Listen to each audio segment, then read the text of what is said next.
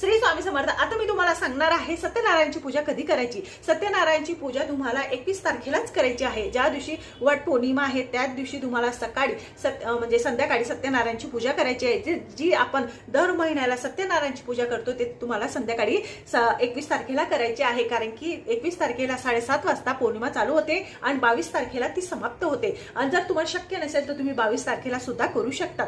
पण 21 तारखेला खूप मान्यता प्राप्त झालेली आहे. आणि दुसरं म्हणजे जी आपण वडाची जी आपण पूजा करायला जातो, आपण व्रत धरलेलं असतं, तर तुम्ही 12च्या आत सुद्धा करू शकता. खूप शुभ योग सांगितलेला आहे 12च्या आत. आणि नंतर 12च्या नंतर सुद्धा 4:30 पर्यंत खूप शुभ योग सांगितलेला आहे.